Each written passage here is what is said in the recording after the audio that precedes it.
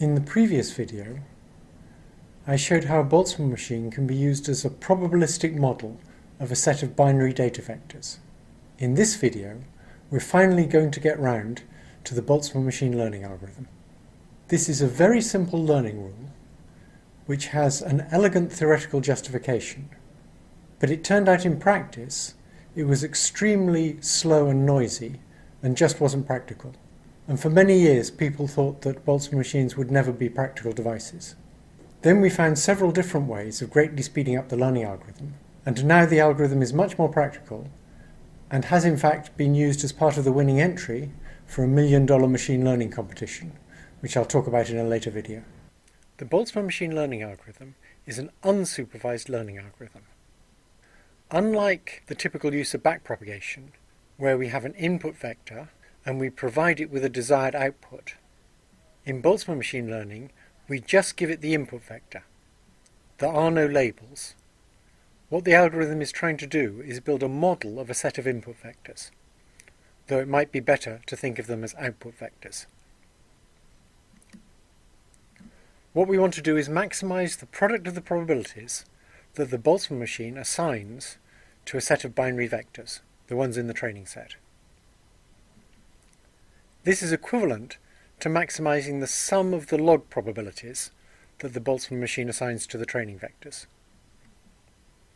It's also equivalent to maximizing the probability that we'd obtain exactly the n training cases if we ran the Boltzmann machine in the following way.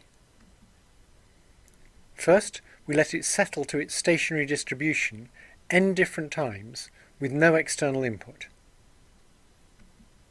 Then we sample the visible vector once. Then we let it settle again and sample the visible vector again, and so on. Now there are many reasons why the learning could be difficult. This is probably the most important reason. If you consider a chain of units, a chain of hidden units here, with visible units attached to the two ends, and if we use a training set that consists of 1, 0 and 0, 1, in other words, we want the two visible units to be in opposite states, then the way to achieve that is by making sure that the product of all those weights is negative. So for example, if all the weights are positive, turning on W1 will tend to turn on the first hidden unit, and that'll tend to turn on the second hidden unit, and so on, and the fourth hidden unit will tend to turn on the other visible unit. If one of those weights is negative, then we'll get an anti-correlation between the two visible units. What this means is that if we're thinking about learning weight W1, we need to know other weights. So there's W1.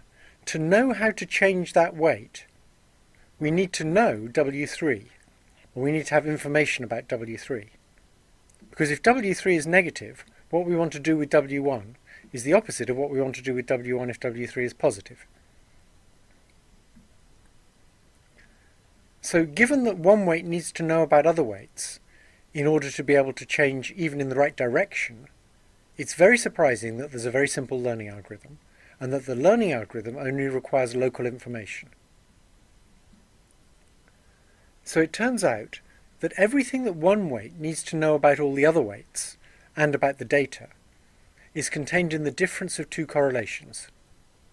Another way of saying that is that if you take the log probability that the Boltzmann machine assigns to a visible vector v, and ask about the derivative of that log probability with respect to a weight wij, it's the difference of the expected value of the products of the states of I and j when the networks settle to thermal equilibrium with v clamped on the visible units.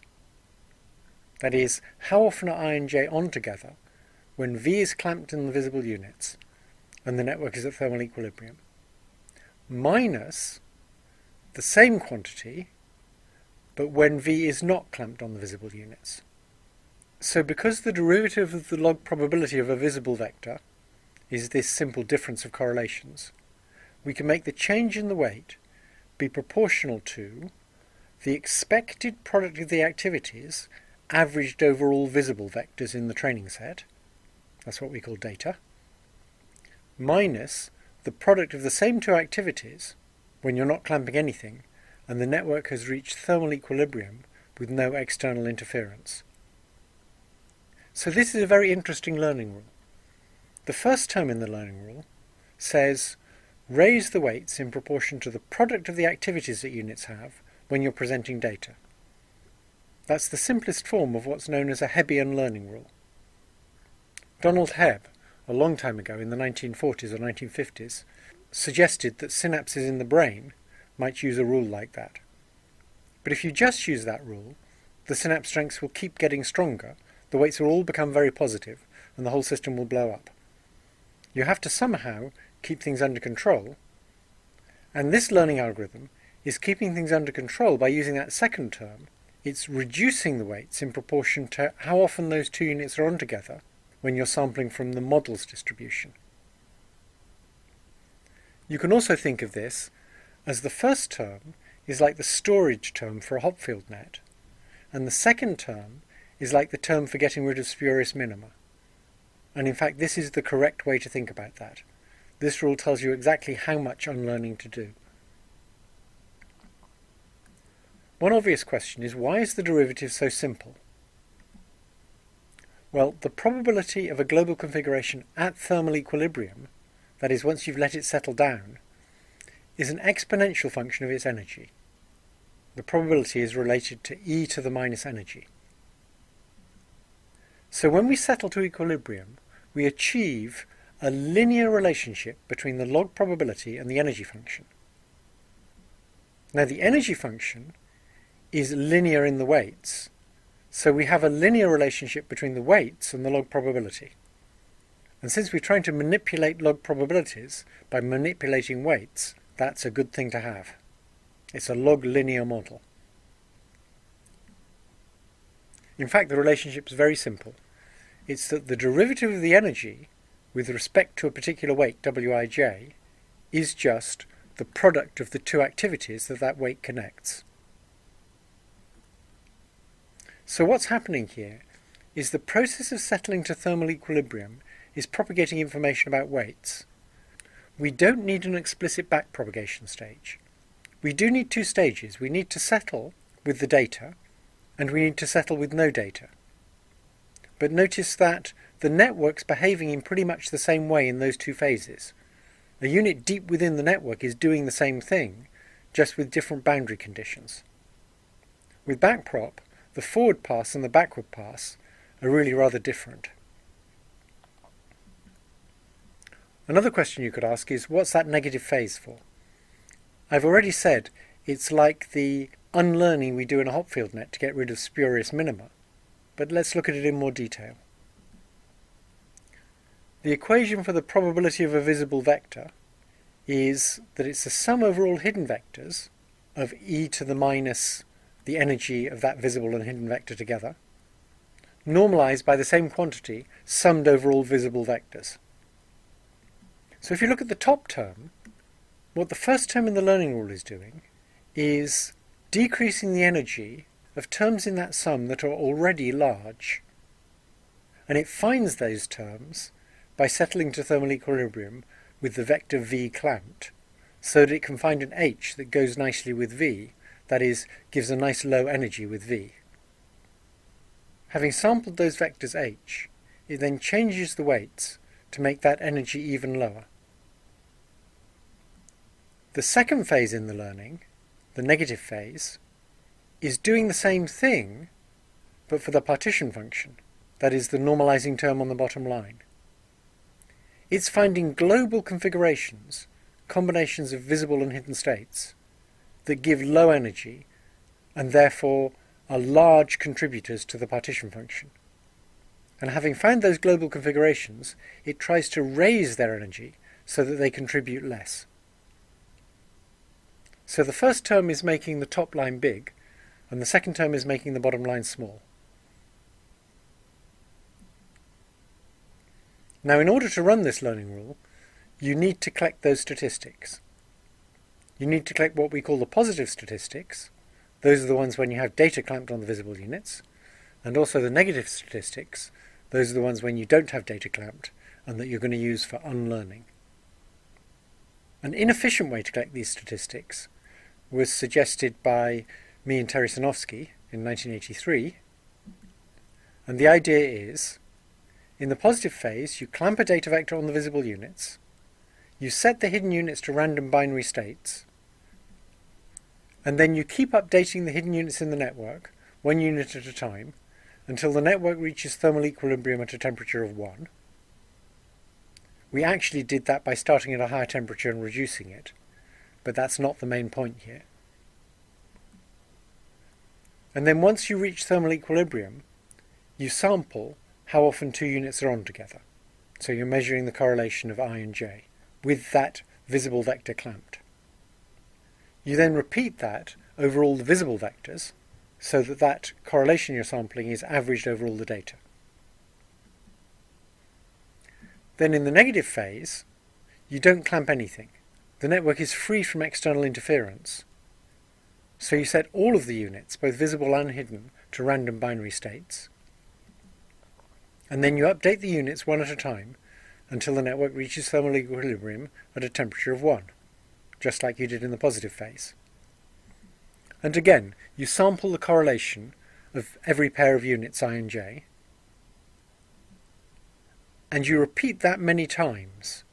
Now it's very difficult to know how many times you need to repeat it, but certainly in the negative phase, you expect the energy landscape to have many different minima that are fairly separated and have about the same energy. The reason you expect that is we're going to be using Boltzmann machines to do things like model a set of images, and you expect there to be reasonable images, all of which have about the same energy, and then very unreasonable images which have much higher energy. And so you expect a small fraction of the space to be these low energy states, and a very large fraction of the space to be these bad high energy states. If you have multiple modes, it's very unclear how many times you need to repeat this process to be able to sample those modes. In this video, I'll go into more detail about how we can speed up the Boltzmann machine learning algorithm by using cleverer ways of keeping Markov chains near their equilibrium distribution, or by using what are called mean field methods. The material is quite advanced, and so it's not really part of the course. There won't be any quizzes on it, and it's not on the final test.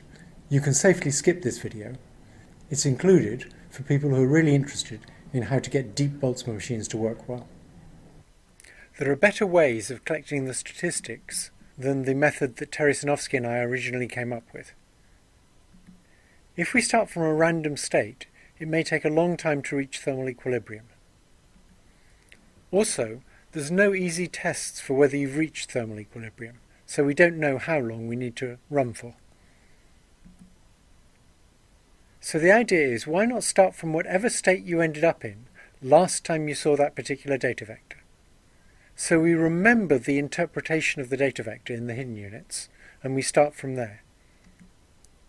This stored state, the interpretation of the data vector, is called a particle. Using particles that persist gives us a warm start, and it has a big advantage. If we were at equilibrium before, and we only updated the weights a little bit, it'll only take a few updates of the units in a particle to bring it back to equilibrium. We can use particles for both the positive phase, when we have a clamped data vector, and for the negative phase, when nothing is clamped. So here's the method for collecting statistics introduced by Radford Neal in 1992. In the positive phase, you have a set of data-specific particles, one or a few per training case, and each particle has a current value that's the configuration of the hidden units, plus which data vector it goes with. You sequentially update all the hidden units a few times in each particle with the relevant data vector clamped. And then for every connected pair of units, you average the probability of the 2 units being on over all these particles. In the negative phase, you keep a set of fantasy particles. That is, these are global configurations. And again, after each weight update, you sequentially update all the units in each fantasy particle a few times, Now you're updating the visible units as well. And for every connected pair of units, you average SISJ over all the fantasy particles. The learning rule is then the change in the weights is proportional to the average you got with data, averaged over all training data, and the average you got with the fantasy particles when nothing was clamped. This works better than the learning rule that Teresinovsky and I introduced, at least for full batch learning. However, it's difficult to apply this approach to mini batches. And the reason is that by the time we get back to the same data vector, if we're using mini batch learning, the weights will have been updated many times. So the stored data-specific particle for that data vector won't be anywhere near thermal equilibrium anymore.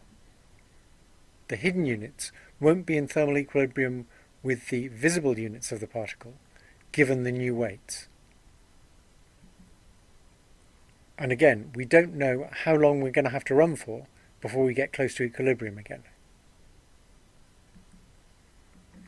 So we can overcome this by making a strong assumption about how we understand the world. It's a kind of epistemological assumption. We're going to assume that when a data vector is clamped, the set of good explanations, that is, states of the hidden units that act as interpretations of that data vector, is unimodal. That means we're saying that for a given data vector, there aren't two very different explanations for that data vector.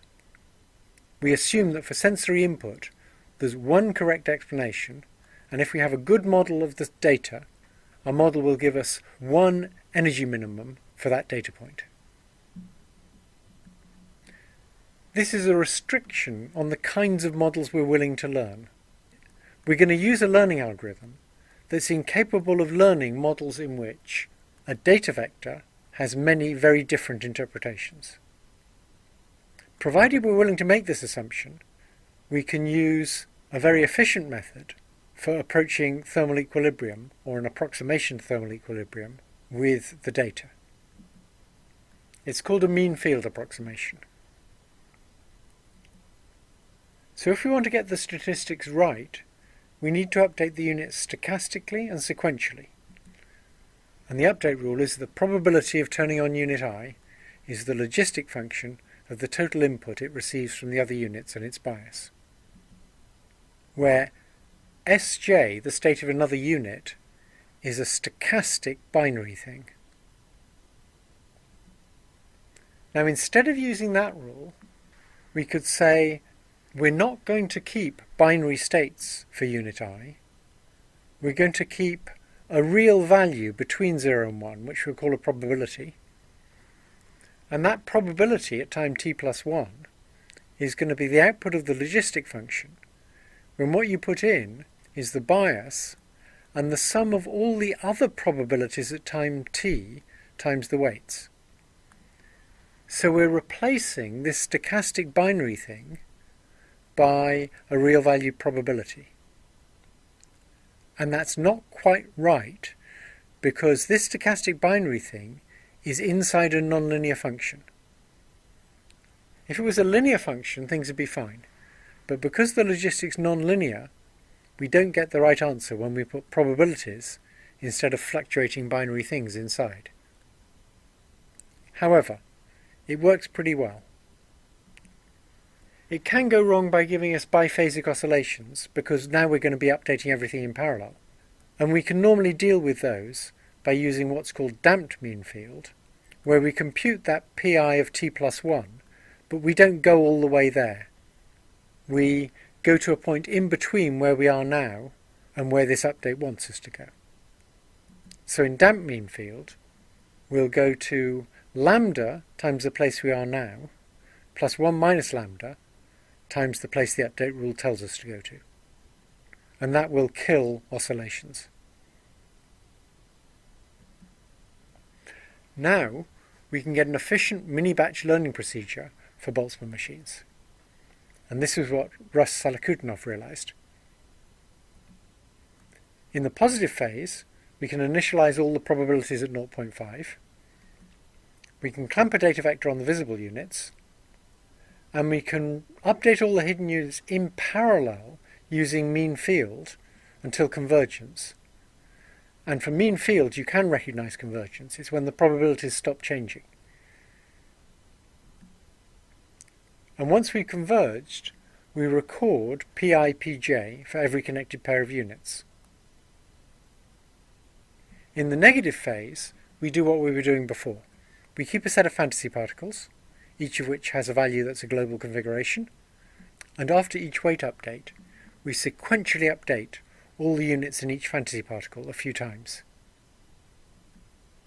And then for every connected pair of units, we average SI/SJ, these stochastic binary things, over all fantasy particles. And the difference in those averages is the learning rule. That is, we change the weights by an amount proportional to that difference. If we want to make the updates for the fantasy particles more parallel, we can change the architecture of the Boltzmann machine. So we're going to have a special architecture that allows alternating parallel updates for the fantasy particles. We have no connections within a layer, and we have no skip layer connections, but we allow ourselves lots of hidden layers.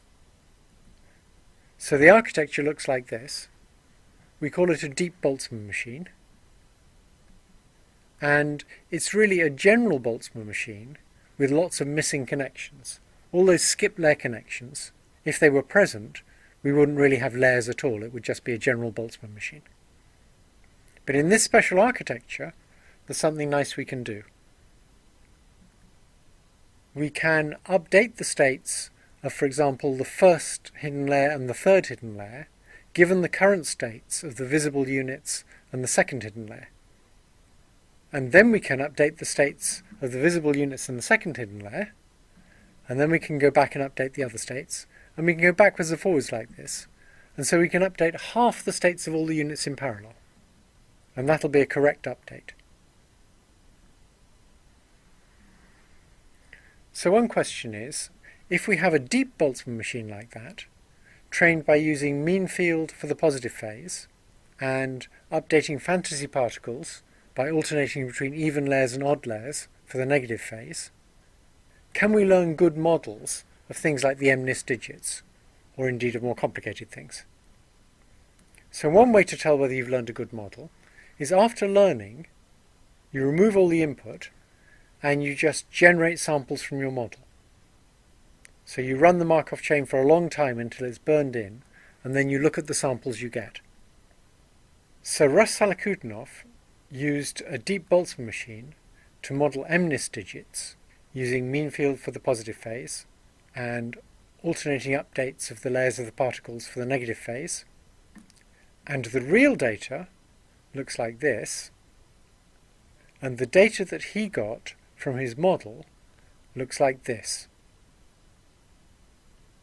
You can see they're actually fairly similar. The model is producing things very like the MNIST digits, so it's learned a pretty good model. So here's a puzzle. When he was learning that, he was using mini batches with 100 data examples, and also he was using 100 fantasy particles. The same 100 fantasy particles for every mini batch. And the puzzle is, how can we estimate the negative statistics well with only 100 negative examples to characterize the whole space? For all interesting problems, the global configuration space is going to be highly multimodal. And how do we manage to find and represent all the modes with only 100 particles? There's an interesting answer to this. The learning interacts with the Markov chain that's being used to gather the negative statistics, i.e. the one that's used to update the fantasy particles, and it interacts with it to make it have a much higher effective mixing rate. That means we cannot analyze the learning by thinking of there being an outer loop that updates the weights, and an inner loop that gathers statistics with a fixed set of weights. The learning is affecting how effective that inner loop is. The reason for this is that whenever the fantasy particles outnumber the positive data, the energy surface is raised, and this has an effect on the mixing rate of the Markov chain. It makes the fantasies rush around hyperactively, and they move around much faster than the mixing rate of the Markov chain defined by the current static weights. So here's a picture that shows you what's going on. If there's a mode in the energy surface that has more fantasy particles than data, the energy surface will be raised until the fantasy particles escape from that mode. So the mode on the left has 4 fantasy particles and only 2 data points. So the effect of the learning is going to be to raise the energy there. And that energy barrier might be much too high for our Markov chain to be able to cross, so the mixing rate will be very slow. But the learning will actually spill those red particles out of that energy minimum by raising the minimum. It'll get filled up and the fantasy particles will escape and go off somewhere else, to some other deep minimum. So we can get out of minima that the Markov chain would not be able to get out of, at least not in a reasonable time. So what's going on here is the energy surface is really being used for 2 different purposes. The energy surface represents our model, but it's also being manipulated by the learning algorithm to make the Markov chain mix faster, or rather to have the effect of a faster mixing Markov chain. Once the fantasy particles have filled up one hole, they'll rush off to somewhere else and deal with the next problem. An analogy for them is that they're like investigative journalists who rush in to investigate some nasty problem. As soon as the publicity has caused that problem to be fixed, instead of saying, okay, everything's okay now, they rush off to find the next nasty problem. In this video, I'll introduce restricted Boltzmann machines. These have a much simplified architecture in which there are no connections between hidden units. This makes it very easy to get the equilibrium distribution of the hidden units if the visible units are given. That is, once you've clamped a data vector on the visible units, the equilibrium distribution of the hidden units can be computed exactly in one step, because they're all independent of one another, given the states of the visible units. The proper Boltzmann machine learning algorithm is still slow for a restricted Boltzmann machine.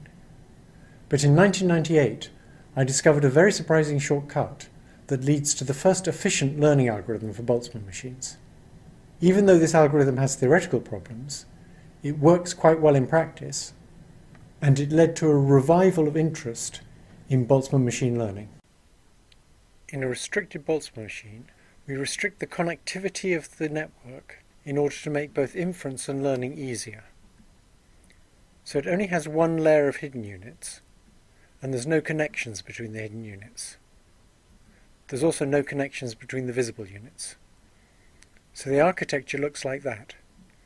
It's what computer scientists call a bipartite graph. There's 2 pieces, and within each piece there's no connections. The good thing about an RBM is that if you clamp a data vector on the visible units, you can reach thermal equilibrium in one step.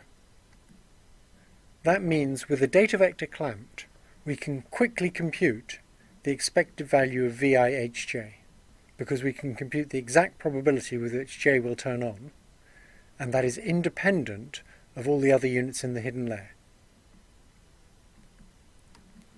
The probability that J will turn on is just the logistic function of the input that it gets from the visible units, and quite independent of what other hidden units are doing. So we can compute their probabilities all in parallel, and that's a tremendous win. If you want to make a good model of a set of binary vectors, then the right algorithm to use for a restricted Boltzmann machine is one introduced by Thielemann in 2008, that's based on earlier work by Neal. In the positive phase, you clamp a data vector on the visible units. You then compute the exact value of the expectation VIHJ for all pairs of a visible and a hidden unit. And you can do that because VI is fixed and you can compute PJ exactly. And then for every connected pair of units, you average the expected value of VIHJ over all the data vectors in the mini-batch. For the negative phase, you keep a set of fantasy particles, that is, global configurations,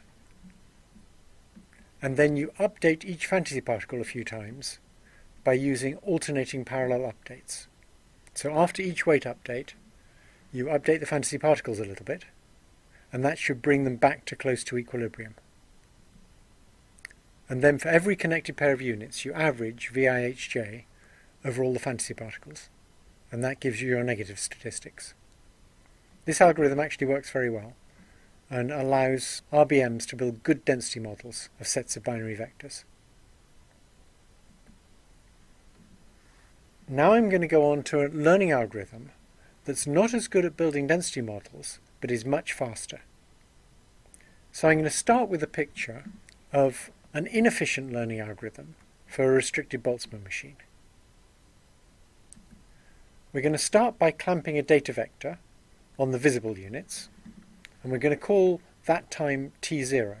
So we're going to use times now, not to denote weight updates, but to denote steps in a Markov chain. Given that visible vector, we now update the hidden units. So we choose binary states for the hidden units, and we measure the expected value of VIHJ for all pairs of visible and binary units that are connected. And I'll call that VIHJ 0 to indicate that it's measured at time 0, with the hidden units being determined by the visible units, and of course we can update all the hidden units in parallel. We then use the hidden vector to update all the visible units in parallel. And again we update all the hidden units in parallel. So the visible vector t equals 1 we'll call a reconstruction, or a one-step reconstruction. And we can keep going with the alternating chain that way, updating visible units and then hidden units, each set being updated in parallel. And after we've gone for a long time, we'll get to some state of the visible units that I'll call T infinity to indicate it needs to be a long time, and the system will be at thermal equilibrium. And now we can measure the correlation of VI and HJ after the chain's run for a long time, and I'll call that VIHJ infinity. And the visible state we have after a long time I'll call a fantasy. So now the learning rule is simply we change Wij by the learning rate times the difference between VIHJ at time 0 and VIHJ at time infinity. And of course the problem with this algorithm is that we have to run this chain for a long time before it reaches thermal equilibrium. And if we don't run it for long enough, the learning may go wrong. In fact, that last statement is very misleading. It turns out that even if we only run the chain for a short time, the learning still works. So here's the very surprising shortcut. You just run the chain up, down and up again. So from the data you generate a hidden state, from that you generate a reconstruction, and from that you generate another hidden state. And you measure the statistics once you've done that. So instead of using the statistics measured at equilibrium, we're using the statistics measured after doing one full update of the Markov chain. The learning rule is then the same as before, except it's much quicker to compute, and this clearly is not doing maximum likelihood learning, because the term we're using for the negative statistics is wrong. But the learning nevertheless works quite well. Next week we'll understand a bit more about why it works well, but for now we'll just see that it does. So the obvious question is, why does that shortcut work at all? And here's the reasoning. If we start the chain at the data, the Markov chain will wander away from the data and towards its equilibrium distribution. That is, towards things that its initial weights like more than the data. We can see what direction it's wandering in after only a few steps. And if we know the initial weights aren't very good, it's a waste of time to go all the way to equilibrium. We know how to change them to stop it wandering away from the data without going all the way to equilibrium. All we need to do is lower the probability of the reconstructions, or confabulations as a psychologist would call them, it produces after one full step, and then raise the probability of the data. That will stop it wandering away from the data. Once the data and the places it goes to after one full step have the same distribution, then the learning will stop. So here's a picture of what's going on. Here's the energy surface in the space of global configurations. Here's a data point on the energy surface, and by data point I mean both the visible vector and the particular hidden vector that we got by stochastically updating the hidden units. So that hidden vector is a function of what the data point is. So starting at that data point, we run the Markov chain for one full step to get a new visible vector and the hidden vector that goes with it. So a reconstruction of the data point plus the hidden vector that goes with that reconstruction. We then change the weights to pull the energy down at the data point and to pull the energy up at the reconstruction. And the effect of that will be to make the surface look like this. And you'll notice we're beginning to construct an energy minimum at the data. You'll also notice that far away from the data, things have stayed pretty much as they were before. So this shortcut of only doing one full step to get the reconstruction fails for places that are far away from the data. We need to worry about regions of the data space that the model likes but which are very far from any data point. These low energy holes cause the normalization term to be big, and we can't sense them if we use the shortcut. If we used persistent particles, where we remembered their states, and after each update we updated them a few more times, then they would eventually find these holes. They'd move into the holes, and the learning would cause the holes to fill up. A good compromise between speed and correctness is to start with small weights and to use CD1, that is contrastive divergence with one full step to get the negative data. Once the weights have grown a bit, the Markov chain is mixing more slowly, and now we can use CD3.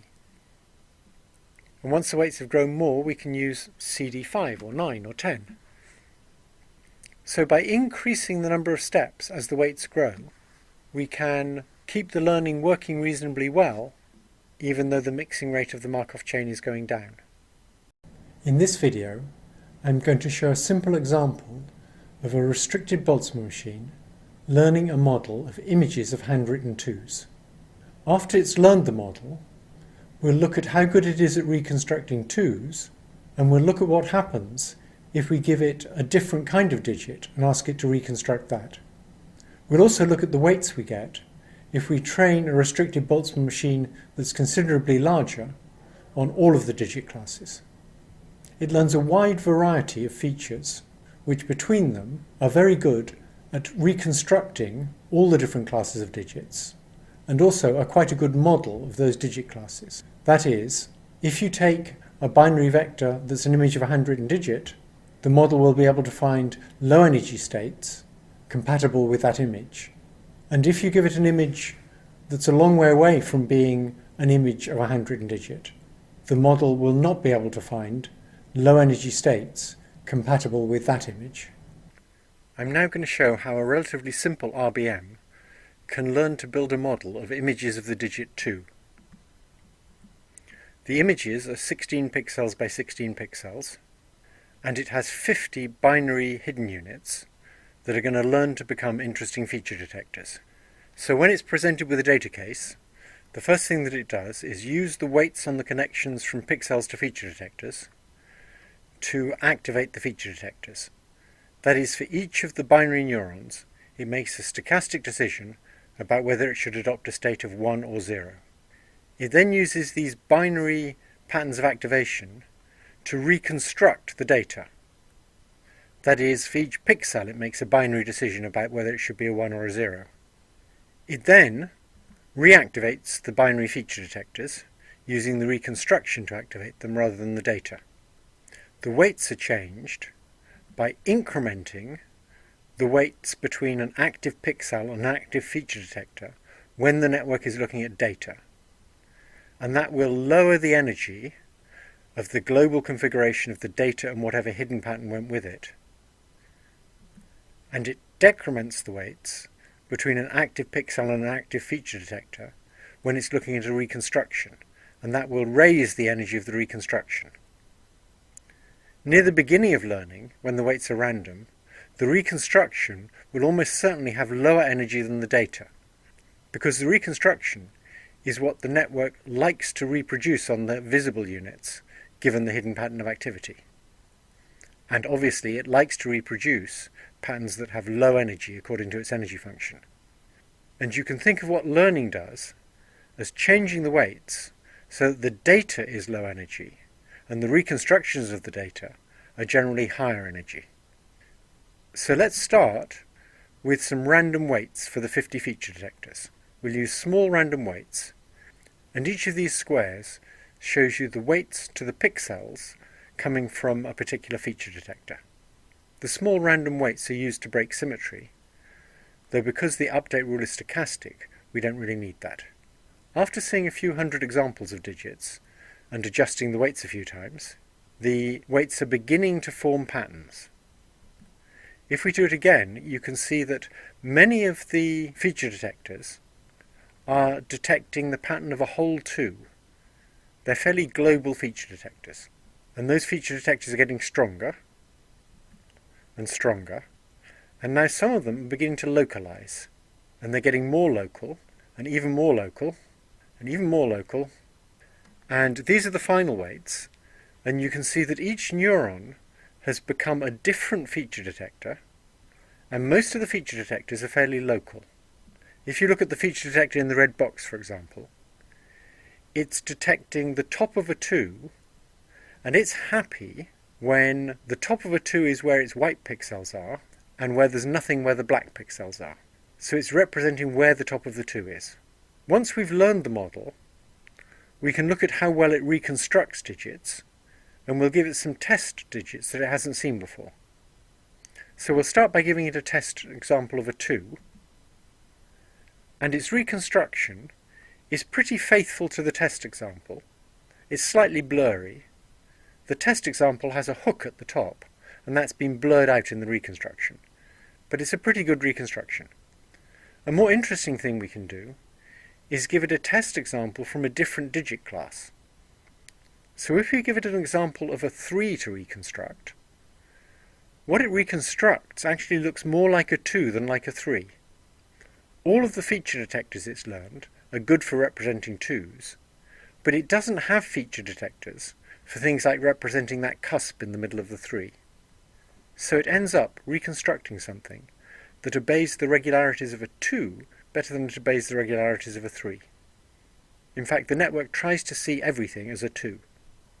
So here's some feature detectors that were learned in the first hidden layer of a model that uses 500 hidden units to model all 10 digit classes, and this model has been trained for a long time with contrastive divergence. It has a big variety of feature detectors. If you look at the one in the blue box, that's obviously going to be useful for detecting things like 8s. If you look at the one in the red box, it's a curious kind of feature. It's not what you expect to see. It likes to see pixels on very near the bottom there, and it really doesn't like to see pixels on in a row that's 21 pixels above the bottom. What's going on here is that the data was normalized, and so the digits can't have a height of greater than 20 pixels. And that means if you know that there's a pixel on where those big positive weights are, there can't possibly be a pixel on where those negative weights are. So this is picking up on a long-range regularity that was introduced by the way we normalized the data. Here's another one that's doing the same thing for the fact that the data can't be wider than 20 pixels. The feature detector in the green box is very interesting. It's for detecting where the bottom of a vertical stroke comes, and it will detect it in a number of different positions and then refuse to detect it in the intermediate positions. So it's very like one of the least significant digits in a binary number, that as you increase the magnitude of the number, goes on again and off again and on again and off again. And it shows that this is developing quite complex ways of representing where things are. In this video, I'm going to talk about applying restricted Boltzmann machines to collaborative filtering. Collaborative filtering means trying to figure out how much a user would like one product based on how much that user liked other products and how much many other users like products. The particular case we'll look at is the Netflix competition, in which a machine learning algorithm has to predict how much a particular user will like a particular movie. The training data for this competition consists of 100 million ratings of 18,000 movies by 500,000 users. So it's quite a big data set. It's not the kind of thing anybody at the time imagined a Boltzmann machine could deal with. As we'll see, there's an important trick to being able to get a restricted Boltzmann machine to cope with the fact that nearly all the ratings of nearly all the movies are missing. But when we use this trick, we're able to train models that are very useful in practice and were in fact used in the winning entry. So now I'm going to explain how restricted Boltzmann machines were used for collaborative filtering in the Netflix competition. In that competition, you're given most of the ratings that 500,000 users gave to 18,000 movies, and each movie gets rated on a scale from 1 to 5. Each user, of course, only rates a small fraction of the movies, but even so, there's about 100 million ratings, so it's quite a big data set. You have to predict the ratings that the users gave to held-out movies, and if you can do that well, you get a big prize. You actually win $1 million if you're the best person at doing that. So you can draw the ratings in a big matrix like this, where we have movies across the top and users down the side. And so, for example, user 2 gave a rating of 5 to movie 1 and a rating of 1 to movie 3. User 4 gave a rating of 4 to movie 1, and the question is, what rating did he give to movie 3? You might decide he's quite like user 2 because he rated movie 1 the same way, so maybe like user 2 he hated movie 3. On the other hand, user 4 liked movie 6, so maybe he likes all the movies. By the time you've done that much reasoning, you realise you better use some statistics. Let's start by trying to use a language model. It sounds bizarre, but as you'll see, it's equivalent to a standard method. So we can write the data as a string of triples, much like the family trees. Each triple has the form user, movie, and rating. So here's some of the data from that table on the previous slide. And we just have to predict the third term of a triple. So if we built a language model, what we would do is we'd convert each user into a vector of features for that user, that is, a vector that we learned, and we convert each movie into a vector of features for that movie, a vector that we learned, and from those two feature vectors, we'd try and predict the rating. Now, the obvious way to do this is to put in a big hidden layer and make the feature vectors feed into the hidden layer and then have the hidden layer predict the rating. We tried that, and we couldn't get that to work any better than a very simple method, which is simply to take the scalar product of the feature vector for the user and the feature vector for the movie. You just multiply them together pointwise, add it up, and output that as your rating. So it's not even a softmax.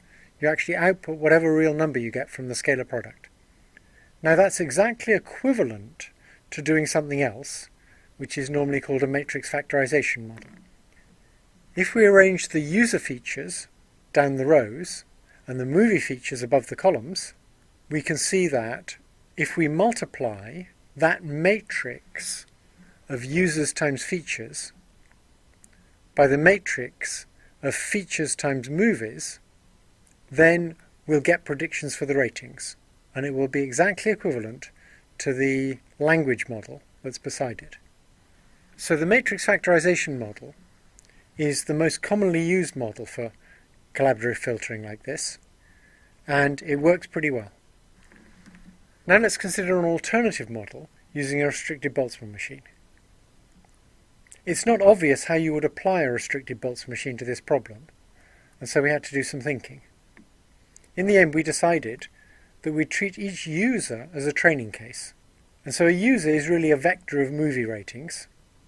And for each movie, we would have a visible unit that had 5 alternative values. So the visible units, instead of being binary, are 5-way softmaxes. And so the network, or the restricted Boltzmann machine, looks like this. Each of its visible units is a 5-way softmax, with 1 visible unit per movie.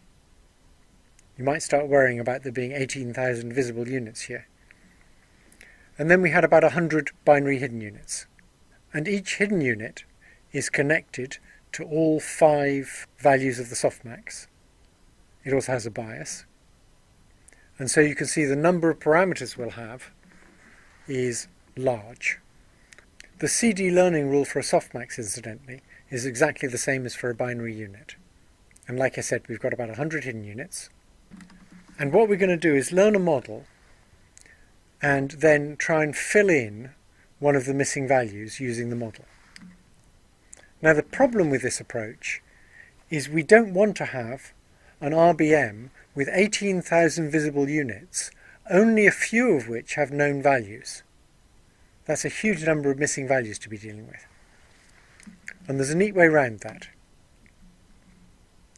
For each user, we use an RBM that only has as many visible units as the movies that the user rated. So it's possible that every user will correspond to a different RBM with a different subset of the visible units. Now, all of these RBMs are going to share the same weights. That is, we know which movie is which, and so if 2 users saw the same movie and rated the same movie, the weights from that movie to the hidden units will be the same for those 2 users. So we're doing an awful lot of weight sharing here. And that's lucky, because for each user, we only get 1 training case. We make this specific RBM for each user with the right architecture, that is the right number of visible units for the movies that the user rated. And now there's only 1 training case, which is that rating vector. But all of these 500,000 training cases share weights to hidden units, and so the learning works fine. The models are trained with CD1, and then after a while with CD3. That is, you go up and down 3 times before you collect the statistics for the negative phase, and then with CD5, and then with CD9. And how well does it work? Well, the RBMs work about as well as the matrix factorization methods, but they give very different errors. What that means is that if you average the predictions of the RBMs with the predictions of the matrix factorization methods, you get a big win. And the winning group actually used multiple different RBM models in their average, and multiple different matrix factorization models, and I think probably other models as well.